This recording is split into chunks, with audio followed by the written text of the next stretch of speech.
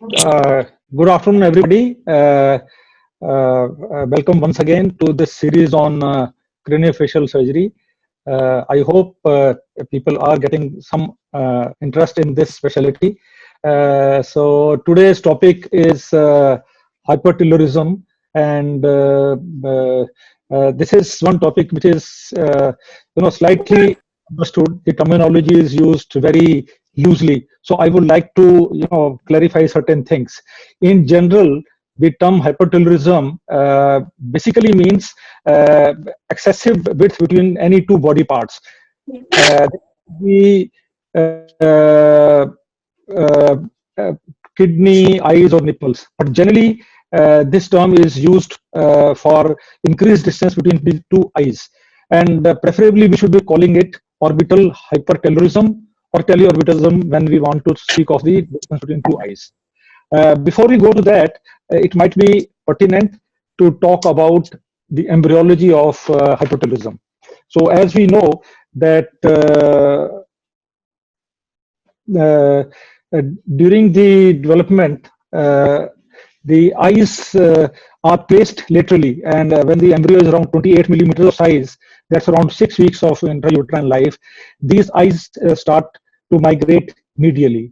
And once they do that, then we find that the eyes are medially placed. If anything happens during this embryological period, which hampers the movement of these laterally placed eye placodes, it will result into hypertelorism.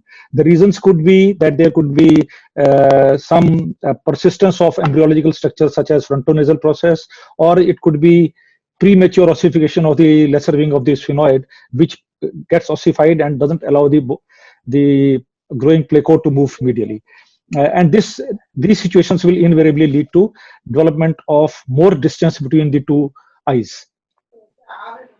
Before we go on to the specifics of hypertelorism, we need to clarify some terminologies. So these are two eyes, and if we were to make out the distance between the two lateral canthi, this is known as outer canthal distance.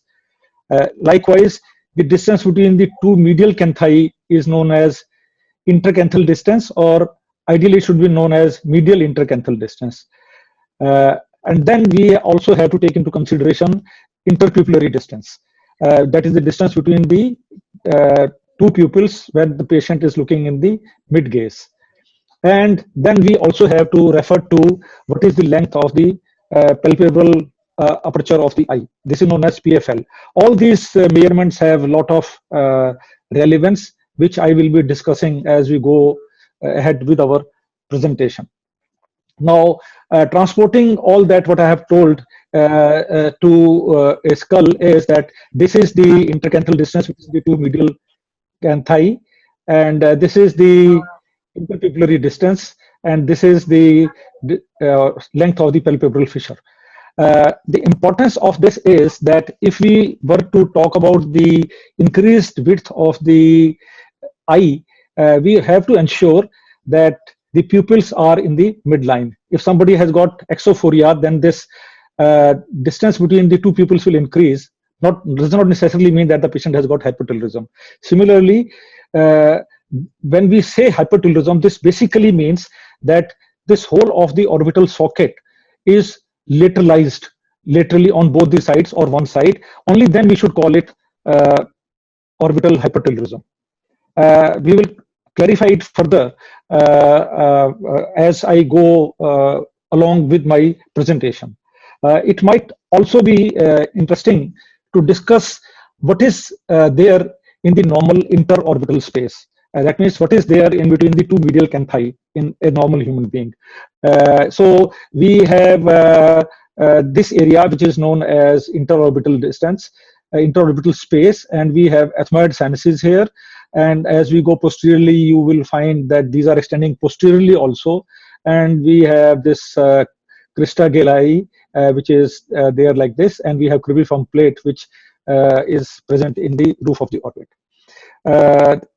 Normally, the distance between the interorbital area and from medial canthus to the lateral canthus is equal. That means ICD the medial intercanthal distance is equal to the palpebral fissure length from this side to this side, and this side to this side matches this distance.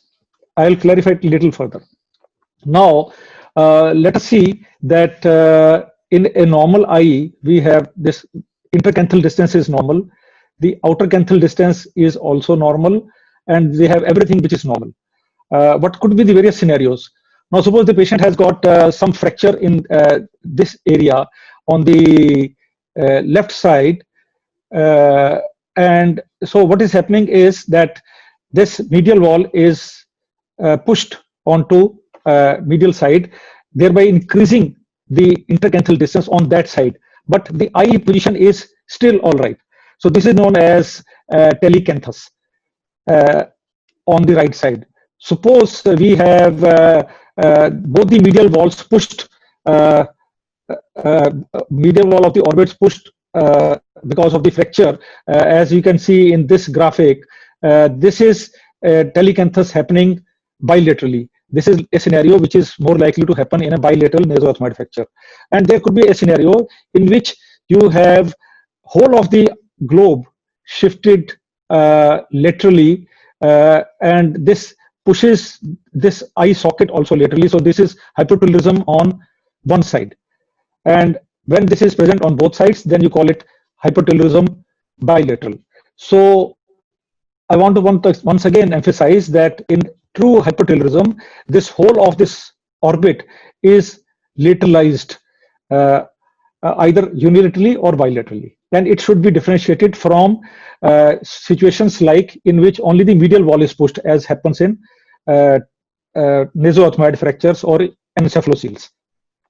Now, the shape of the orbital wall, medial orbital wall, it also determines how will the hypertelorism management be taken care of. Now, we have a medial orbital wall which is oriented almost parallel here. This is very common finding. And then we could have a situation in which the medial orbital wall is like a wedge which is placed anteriorly, or it could be oval shaped, as you can see here, and it could be a reverse wedge. The importance of these things, the configuration of the medial orbital wall, the importance is that in upper two situations, which is highlighted in green, it is technically relatively easy to correct the hypertelorism because it is mainly confined into the anterior part. However, in the lower two figures, the hypertelorism can be very difficult to correct because the increased distance is extending right posteriorly, right up to near the where the optic nerve is there. So it becomes technically very, very difficult to manage it. The severity of the hypertelorism can be expressed by classifying them into type 1, 2, or 3. In type 3, the distance is maximum. There are normal values given for different age groups, which is written here in this figure. No need to remember all this. So now let me come to what are the various examples of hypertelorism. Now this hypertelorism could be in a scenario in which from the midline both the orbits are shifted laterally. As you can see here, both the orbits are laterally placed, and on CT scan we find that the intercanthal distance is increased in this patient who has a craniofacial cleft. Or this could be a situation in which the orbit on one side, if this is the midline, the orbit on this side seems to be placed normally, but on this side the orbit has been lateralized. It is shifted on one side. So this is unilateral orbital hypertelorism. Or it could be hypertelorism in which there is, apart from the hypertelorism, there is dystopia of the eye. As you can see, the orbital socket is vertically at a different level on two sides. And these will mandate different kinds of treatment. Now, as I said, that sometimes the medial orbital wall can be pushed laterally, thereby giving an appearance of increased intracanthal distance. But actually, this should be known as telecanthus, and this pseudo-epitelialism should not befool us. I will give you some examples. Now, this is a patient of encephalocele. We find that there is increased distance between the two medial orbital walls, but actually the disposition of both the eye sockets is normal. This is because the encephalocele has shifted the medial walls only laterally to give a feeling of hypertelorism. This is a patient of nasothomoid fracture in which there is flattening of the interorbital space and the nose is deviated, and it also gives an idea that probably there is hypertelorism. But actually, this is a traumatic telecanthus because of nasoorbital fracture. Or there could be a situation such as in this patient with extensive fibrous dysplasia, where the bone deposition has become so enormous that it has given an appearance that there is hypertelorism, but actually it is not. Now, Paul Tessier gave this brilliant concept of the imagining that orbit is like a box. And the importance of this cannot be underscored, of this concept cannot be underscored. Now, let us see that this is an orbital socket. We could imagine this having a square wall in the form of this outline, and it is encasing a cone inside this, which houses the globe as well as the optic nerve. And if it is possible to separate this bony square from this part of the bone, which is housing the cone of the eye, which is housing the globe and the optic nerve, then it is therefore possible that we could move these two things independent of each other. I will explain this a little more in my next slide. So if we could make a cut in the orbit on its all the lateral, medial, superior, inferior walls, then this could be separated, and by giving a cut in the roof of the orbit, medial wall, floor, and the lateral wall, the structures contained in the central part, in the cone part, can be separated, and then these could be moved independent of each other. And this is possible to do so because the optic nerve has an inherent laxity, and it allows us to move the orbital sockets for a few centimeters on different directions without having any deleterious effect on the vision. If we could separate these two components of the orbit, then these could be moved in the directions as desired. Now, patients of hypertelorism surgery, when should we be operating? Ideally, the surgery should be done as early as possible, but there is an issue of undertaking the surgery quite early in life, because as you would see, most of the cuts are going through the infraorbital margin and the inferior orbital wall, and in a small child the unerupted tooth buds are carotid and they have not gone down as yet. It is around the age of 5 to 7 years that they descend down, and then we can give these cuts safely. Moreover, by the time the age is around 5 years, there is adequate bone stock which can withstand various cuts and movements. So generally, the surgery is undertaken around the age of about 5 years.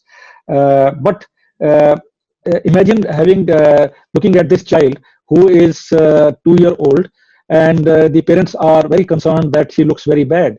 And if you tell them that you wait for about age of 5 to 7 years, then very difficult to convince them.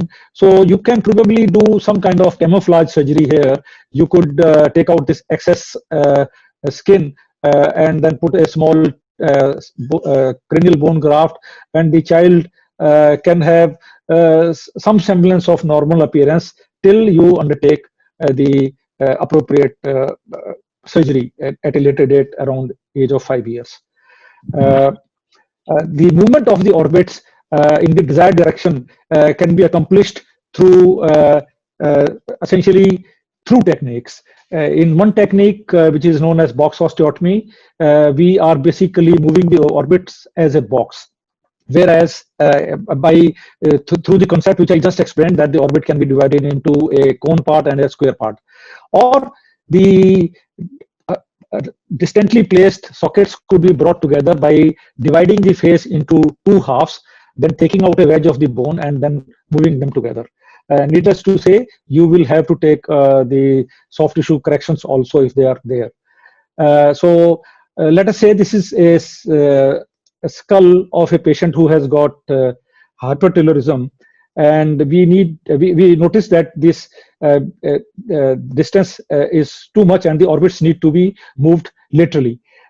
So what we decided, that probably this much central part of the bone marked in blue needs to be taken out. So once we take this piece of the bone out, then we free that orbit on either side as shown in this picture, and then these are, after removing this piece of the bone from the center, the orbits can be shifted medially, and the lateral defects which are created on the sides have to be bone grafted then. So this basically has moved whole of the orbital socket medially, and to make it stay there, to have more stability, we are putting bone grafts in the gap which is created by movement. Another way of doing the same thing would have been that, especially in situations in which we find that the maxillary arch is crooked, it is arched like a V shape, as you can see here. So here, if we were to take out a triangular piece of bone like that, and then we would be in a position to move the orbits medially, we will be able to rotate them medially. So this technique is known as facial bipartition, and in this we are also able to take care of the this V-shaped arch deformity too. So here we have given cuts all along the mid line of the face, including the nasal cavity, and after this movement takes place, the occlusion gets corrected, and then you need to close back the defect by putting bone grafts on the lateral side. This small video will show you the essential steps of box osteotomy. So on this model, we are just marking we have done the craniotomy, and then we have to give cuts in the lateral orbital wall, the infraorbital margin. It has to go below the infraorbital nerve, and then after that we have to complete the cuts in the medial wall also. So once we do that, then this essentially we will be disconnecting this central cone of the tissue from the square-shaped orbital wall, and then these can be moved medially after we have taken out the part of the bone from this marked area. As opposed to that, in facial bipartition, as I said, that you rotate the two hemifaces medialwards. So here you are doing a cut in the midline. This cut is also extending into the palate, and then you take out the extra piece of the bone, and once you complete the cut in the maxilla, including the palate, these two halves can be brought together. Let me now illustrate these steps by illustrative examples. So this is a girl we had discussed that who has a bilateral symmetrical hypertelorism, and this one is a case with unilateral hypertelorism like that, and this one is the case with dystopia. So we will discuss these things one by one. So in this girl, we find that the intergenital distance is 45 millimeters, and the girl has got some cleft of the nostril also. She is about 8 years old. This is the time when she had reported to us. That's the time when we thought of doing everything in one go and do the orbital box osteotomy. So the plan of surgery here would be that let us do it on this 3D CT scan of this patient. So these are the two sockets which need to be moved medially by a distance determined preoperatively, that how much distance we need to move, and we decided that this green part needs to be removed. So once you remove that green part after doing craniotomy, then this is the intraoperative picture. Bifrontal craniotomy has been marked, and you can see that there is an increased distance between the two medial canthi. There is hypertelorism on both sides. So we'll need to the area marked in crosshatch is the area which is going to be removed. So this is after the frontal craniotomy has been done. The cuts, as explained on the models, have been made. So this is the cut which is going through the supraorbital wall on either side. The central part of the bone has been removed, and this is the cut in the lateral wall that way. And then through this reflected coronal flap, there could be the cuts which have been made in the infraorbital wall also. And we have also made cuts in the medial orbital wall here, in the roof of the orbit, extending onto the lateral wall, and then joining at the floor. So once we do that, so these square-shaped orbital sockets have been separated from the cone-shaped area, and from this area we are going to take out. We have taken out the bone, and once you free everything, then you will see that both these freed segments of the orbit have been brought together very easily, even with a skin hook. So they can be brought down now. So the orbits have moved medially, and this space which is created on the lateral side is bone grafted, so that the reconstruct stays stable over a long period of time. And so this is her post-operative picture, in which the orbits have moved medially. This is the appearance of the cranial bone graft, which invariably is needed in these patients to augment the nasal dorsum, because the nasal dorsum central part, you are going to take out the tissue, and we need to reconstruct that. And this is her post-op CT scan. You can also appreciate that a bone graft has been put in the lateral orbital wall. So this is her appearance 5 years post-operatively, and this is her appearance about 17 years post-operatively. You will notice that over this period of about more than 15 years, the reconstruction done in one stage has remained stable. Then there could be situations in which only one orbit needs to be moved rather than both sides. This is the example of another facial cleft. You will notice that if you look at the midline of the face, this is the midline of the dorsum of the nose. This orbital distance, medial canthal distance, is appearing normal, but this eye seems to have shifted laterally. So and this is all solid bone here. From here to midline, this distance is more, and this distance appears to be normal. So we need to take out piece of the bone from this part and then free this orbit so that it can move medially. Plus also we will have to take care of this displaced eyebrow which is placed here. This can also be corrected at the same time. So we plan that we will need to move the orbit on one side only. This orbit needs to be moved medially, and this is the intraoperative picture. You can find that this is before the frontal craniotomy, and this we have done unilateral cuts in the orbital socket to make it ready for medial bird movements. So once this orbit moves medially, you have to put bone grafts here, and then subsequently put a bone graft here also. And so this is the structure in gray has been prepared for medial bird movements. So this is his appearance about 2 years later. You will also appreciate that here again we have put a bone graft in the nasal dorsum, because this needs to be augmented, and there is a telltale sign of bone graft present in the lateral orbital wall also. And this is the appearance of this patient about 15 years later. Although there are telltale signs of aging in his soft tissue, but the bony reconstruction, which was effected about 15 years ago, has stayed put.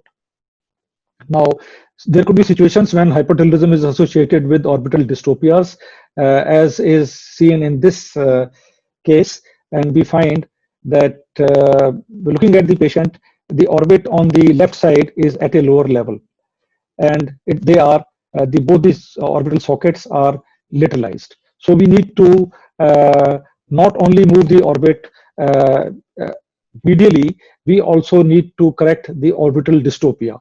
So how can we do that? So this can be done by planning that we have these eyes. Let's plan it on the 3D CT scan of this patient. So we have this eye which is at a higher level and this eye which is slightly at a lower level as compared to that. So we need to bring that much, this eye, by moving it downwards this much. And this eye needs to be moved upwards so that they are balanced.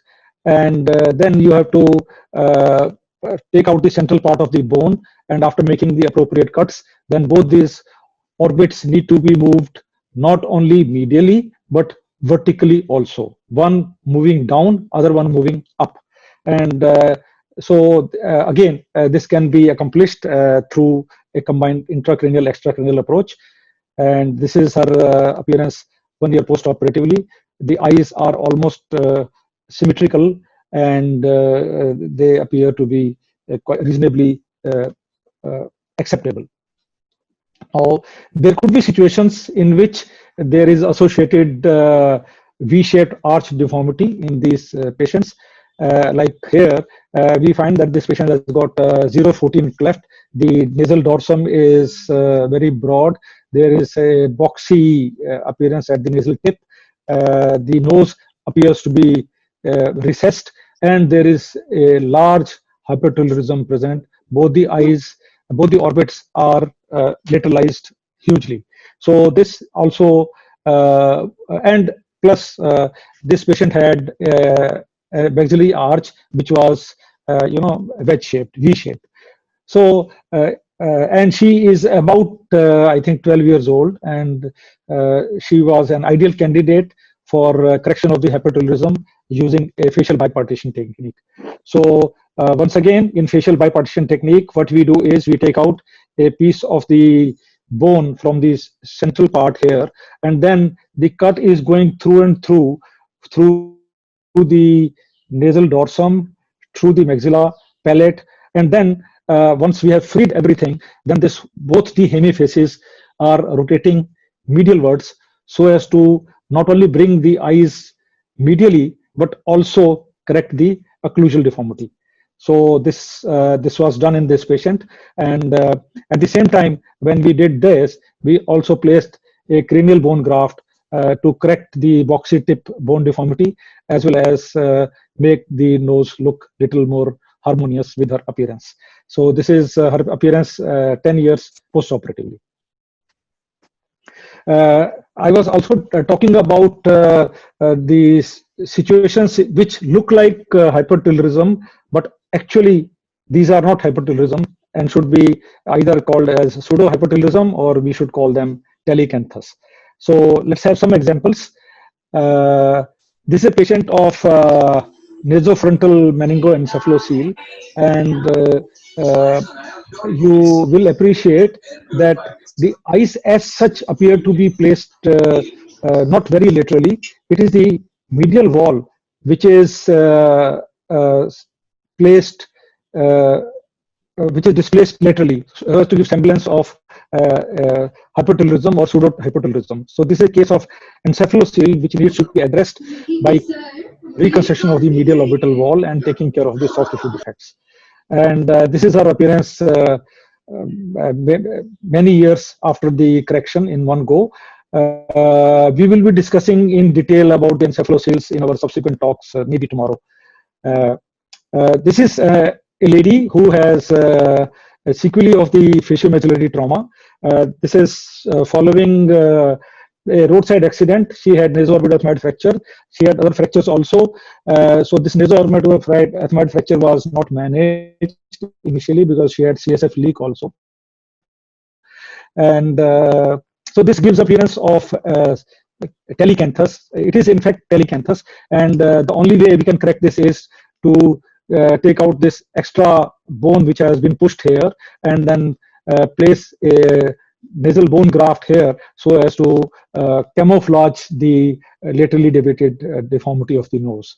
And so this was once again achieved through the use of cranial bone graft and taking out the excess bone which was present here. And as you can see in the post-operative picture, there is reasonable camouflage, and patient has an acceptable appearance.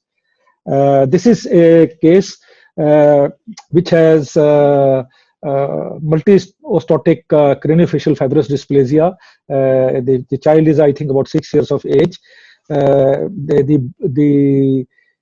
He had both his nostrils completely occluded because of this extensive growth of this bone, which had become like a big piece of dense bone here.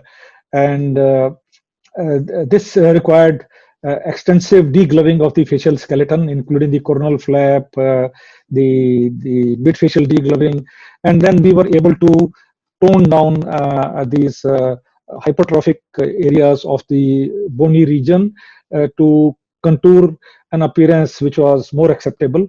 This was the result of this patient maybe 6 months after the initial surgery. And so this was another example in which a seemingly hypertelorism patient was actually a pseudo-hypertelorism, and it needed redressal by addressing the problems of the fibrous dysplasia of the craniofacial skeleton.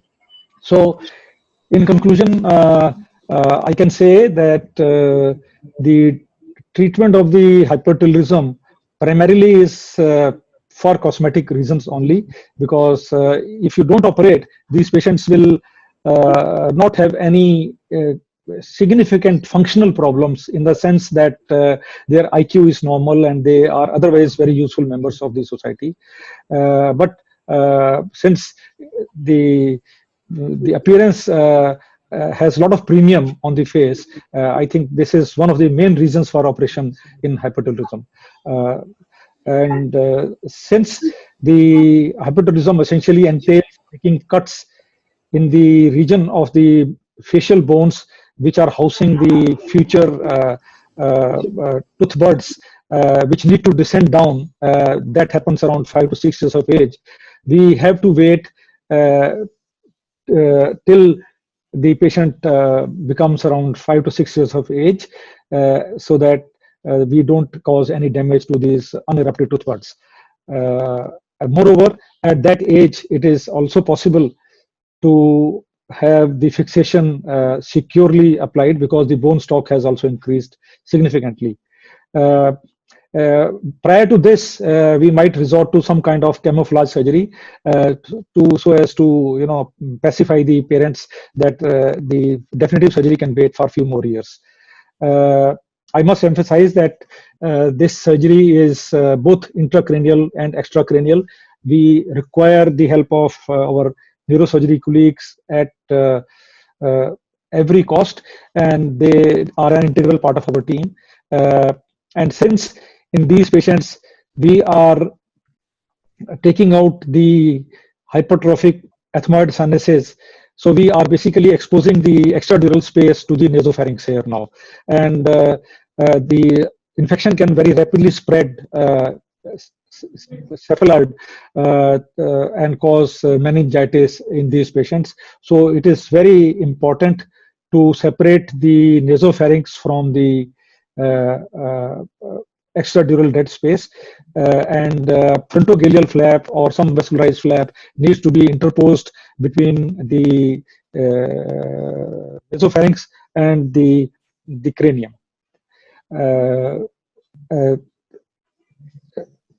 Generally the healing in these patients is excellent if the infection can be avoided, and the results are quite satisfactory in most of the patients. And my experience has been that once operated, these patients really get integrated into the society as very useful members. Thank you. Thank you, sir. And now the floor is open for questions. And I'll ask Sridhar to comment. Yeah, Steve, Ramesh, nice presentation as usual. As usual, an excellent presentation, Ramesh. Any questions, please? Yeah, I have one question, Ramesh. Can you hear me? Can you hear me? So I can hear you, sir. Yeah, I don't think he can, like yesterday. Hello. Yeah, can you, sir, Dr. Sharma sir, can you hear Dr. Sridhar? Can you hear me? Hello? I don't know. I'm not able to hear anything. Yeah, actually, Dr. Amaravani has got a question. Maybe Dr. Sridhar can answer the question. Dr. Amaravani, what's your question? Hello? Sir, Sridhar sir, you're saying something? Yeah, I can hear. Yeah, I don't know, but there is some problem with, I think probably my laptop. I'm not able to hear anything. I can speak only. Hello? Yeah. Sir, there's a question. I will ready to take the question. What about the vascularity of the box flap? No, box itself maintains well because, see, we are separating. First day when I spoke, I told about any of the cranial bones can be osteotomized and moved into a new position and still survive. That is the basic principle of TCR. All of them survive very well. There's no problem. Okay. Another question is, any comments on the reattachment of medial canthal ligament in traumatic? I saw the question. I saw the question coming up on the screen. Yeah. There are two things. One, if Can the you hear me? box osteotomy is done posterior to the medial canthal attachment. Hello. Yes, sir. Then there is no need to attach it because it is already attached. We are not disturbing the attachment. But in case, like a post-traumatic, or in sometimes both the attachment on one side and the other side are in a different position, you will have to reattach it after detaching it. The best way to reattach it is to go as much as possible superiorly and posteriorly, make a drill hole through and through, and take a stainless steel wire on either side and then tie it up in the center. Since you've got a central osteotomy, it is possible for you to tie it up. Otherwise, nowadays what I do is, I use a small mini 2-hole plate on the medial aspect, put one screw on the plate, and then tie the stainless steel on the other hole. So that is another way of fixing up the medial canthal ligament. Ramesh? Sir, any olfactory nerve issues in the case of facial bipartition or box osteotomy? If I could hear that olfactory nerve question was being asked. Basically, when we are doing this surgery, it's very difficult to save the olfactory function. So we tell all these patients that chances of their regaining the olfactory sensation is very less. However, in some situations, we can be in a position to preserve that medial part through which the olfactory nerves are going. But more or less, I find it is very difficult to preserve that. Yeah, one point which we normally say is, try to maintain the mucosal attachment on the superior most portion as much as possible without dissecting the mucosa downwards. So that is one in which possibly you can preserve some amount, but you can never assure that you are going to preserve it. So we always tell that we may not be able to preserve. But nobody has significantly reported without us telling that they don't find the taste, because olfactory function is equally important for taste. But majority of them don't complain it as a problem. I don't know why. So any more questions from the audience? In case of craniofacial syndrome, what should be the algorithm to be followed? Craniofacial syndromes. Can you type that to Ramesh to see? Ramesh?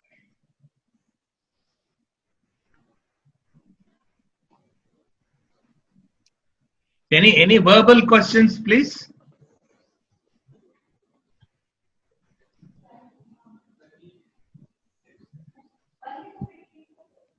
Hello. Yeah, Dr. Vishal. Yeah, sir. What is the difference between telecanthus and horizontal dystopia? They are all same or? I'm sorry, I am not able to hear. So I think I'm Dr. typing. Sridhar will have to do the answering part. I am not able to hear No, completely. I'm There is some typing. I'm problem in typing the my question. audio reception. So maybe I can answer by reading through the chats. Yeah.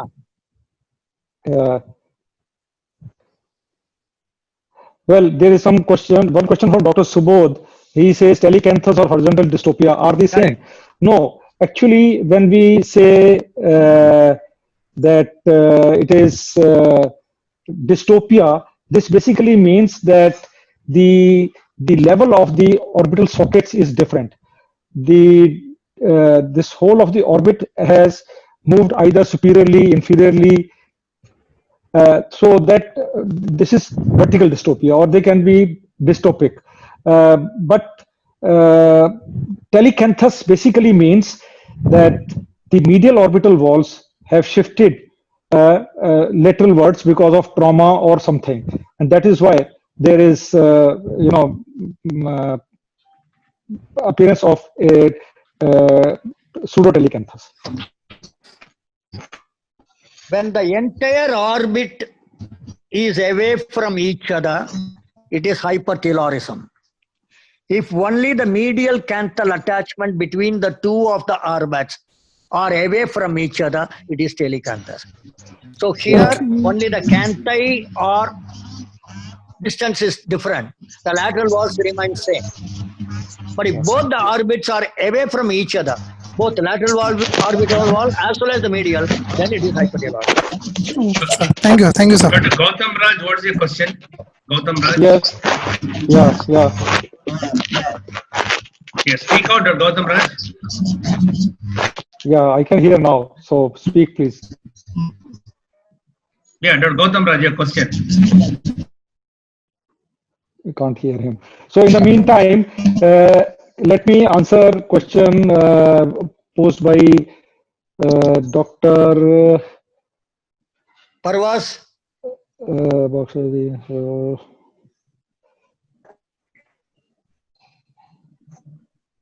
Gautam Raj, are you there?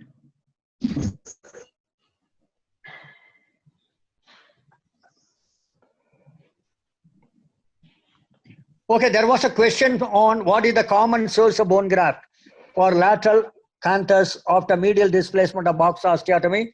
Commonly, it is the cranial. Dr. Pravas has asked, what is the common source of bone graft for bone placement lateral to the lateral canthus after medial displacement? Well, since you have already whole of the calvarium lying exposed in front, so we can actually harvest split cranial bone graft. This becomes very handy. You don't have to go to any other source, and except most of the procedures of box osteotomy can be done without going through the intraoral approach. However, in facial bipartition, you will have to go intraoral. But some people do find that an intraoral incision could also be used for affecting the box osteotomy, thereby avoiding a scar in the infraorbital margin area. Some people will also say that the cuts in the infraorbital wall can be done through conjunctival approach. But technically, I find that approach is a little more difficult because you need to mobilize the orbit sufficiently. And I feel that giving an extra cut in the infraorbital margin, subciliary approach, doesn't look that bad. So there's a question, can't the bone resected be used as graft? The resected bone, can it be used as a graft? Yes, it can. Yes, it can be used. In fact, that bone should be used, but it is generally very thick and irregular, so you need to little bit contour it. It could be used for stabilizing your osteotomy segments. So definitely they become very handy.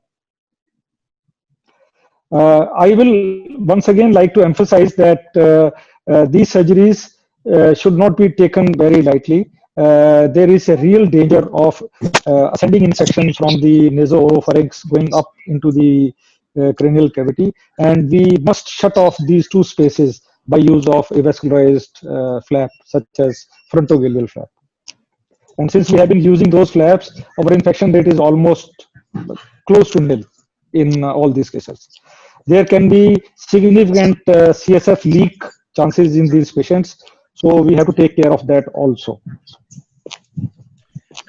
Note, I'll end the meeting, then we shall meet again tomorrow. So, one important question I have. Yes, Can I? Yes, sir. Sure, sir. Dr. Ramesh, can you tell about your frontonasal angles?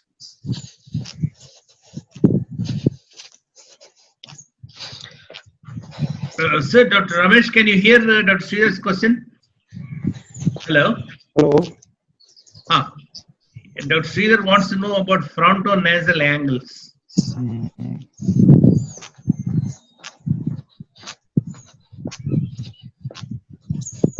I have typed it.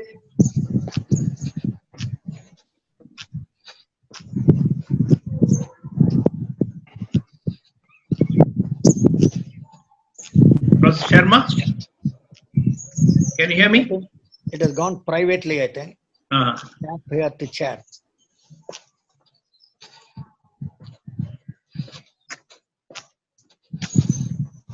Okay, sir. I think I'll end the talk at this point. There is one question. One question on fixation. Preferably is biodegradable. But if it is not possible, yes, then preferably biodegradable.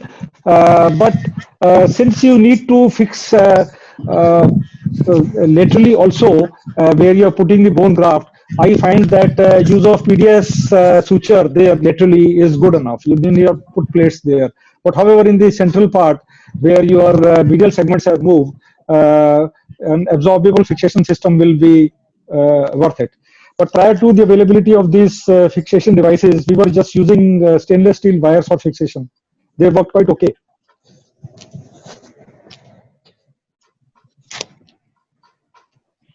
Okay, thank you so much, sir. See you again tomorrow. Okay, thank you. Thank you.